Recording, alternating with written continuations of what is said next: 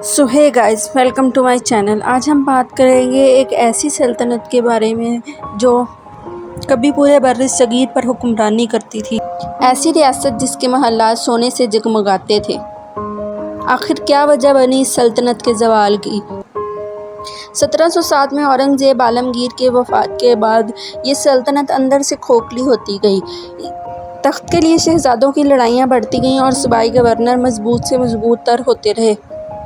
फिर एक रोज़ 1739 में नादिर शाह ज़फ़र, जो कि ईरान का बादशाह था, एक लश्कर के साथ मुग़ल फ़ौज पर हमला आवर हुआ और मुग़ल फ़ौज इस हमले की ताब ना ला सके। ख़जाने लूट गए और दिल्ली में कत्ले आम होने लगे। इस दिन के बाद ये रियासत कभी अपने असली हाल में ना आ सकी। इस सब को देखते हुए ईस्ट इंडिया कंपनी ने हर रियासत को अपने कब्ज़े में लेना शुरू कर दिया। मुग़ल बादशाह अब सिर्फ नाम के बादशाह रह गए थे। मुग़लिया सल्तनत का आखिरी बादशाह बहादुर शाह ज़फ़र था। ये ना ही एक अजीम सिपह सलार थे और ना ही एक अजीम हुक्मरान, मगर किस्मत को कुछ और ही मंजूर था। बहादुर शाह ज़फ़र दिल्ली में लाल किले में रहा करते थे। मेरठ से शुरू होने वाली बगावत आखिरकार दिल्ली पहुंच गई और दिल्ली में बागियों ने बहादुर शाह ज़फ़र से दरख्वास्त की कि वो उनकी क़यादत कबूल करें।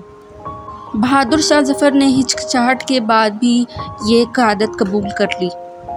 इसके बाद चंद माह सब कुछ ठीक रहा, मगर सितंबर 1857 को बरतानवी फ़ौज फिर से हमलावर हुई और आखिरकार बगावत ख़त्म हुई और बहादुर शाह ज़फ़र को कैद कर लिया गया और उनके कई शहज़ादों को कत्ल कर दिया गया और लाल किले में खामोशी छा गई।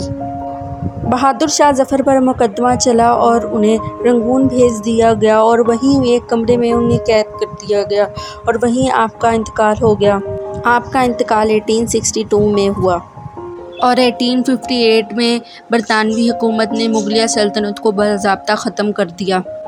इसी तरह यह अजीम सल्तनत तारीख़ का हिस्सा बनकर रह गई और आज मुग़लिया ख़ानदान के चंद लोग हिंदुस्तान में गुमनामी की ज़िंदगी गुजार रहे हैं।